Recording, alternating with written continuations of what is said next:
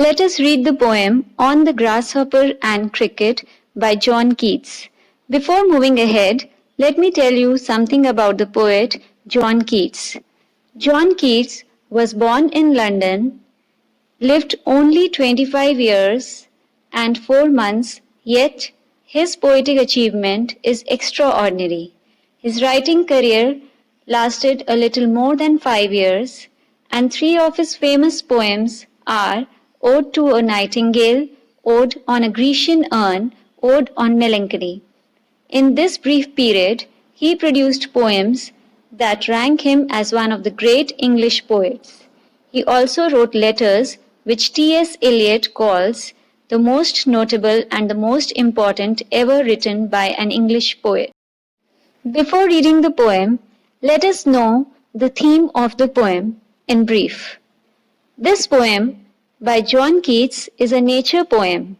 The grasshopper and the cricket acts as symbols to show that the poetry of the earth is a never-ending song. It is an optimistic poem and conveys the message that there is something joyful and entertaining in the world in all circumstances and situations, whether good or bad. This message is beautifully depicted through the liveliness of nature by John Keats with the help of the grasshopper and cricket. Let's begin reading the poem.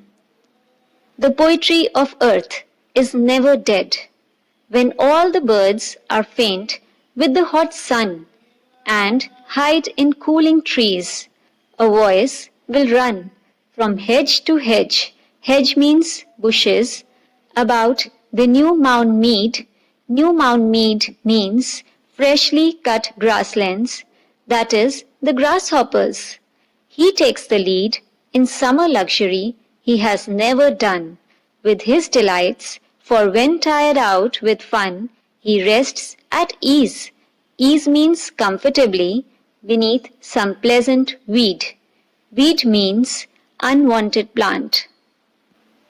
In this stanza, the poet says that the poetry of the earth is always alive.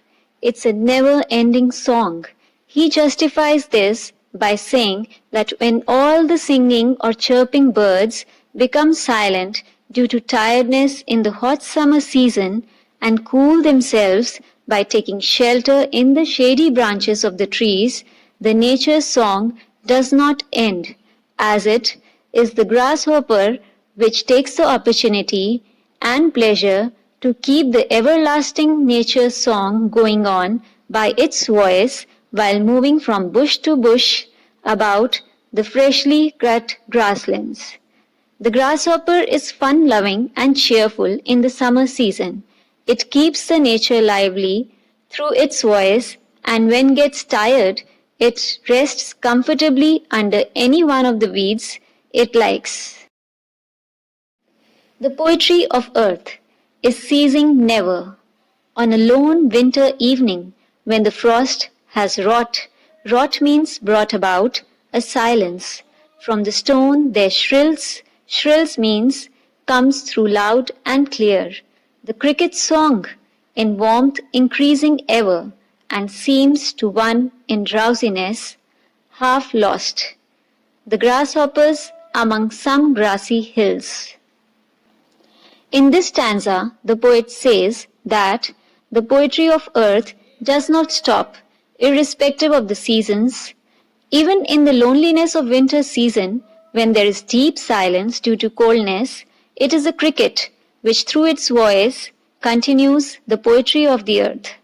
Although the chilly atmosphere outside forces the cricket to move indoors for warmth, but he does not stop its music, rather the music increases with the passage of time as if warmth is increasing. The poet further says that to a man who is feeling sleepy or is half asleep, the voice of the cricket appears to be the same as the voice of the grasshopper which comes from the grassy hills during the summer season. So, through this poem, John Keats actually wants to convey a deeper meaning, a message to the human beings that Nature is the best teacher, and a person should learn from nature that even though the circumstances and situations might be adverse, but a person should never get disappointed or disheartened. There is always something or the other to cheer. The only thing is to discover that joy in your life. In short, life must go on, whatever may happen. So, this was the explanation of the poem On the Grasshopper and Cricket by John Keats. Thank you for watching the video.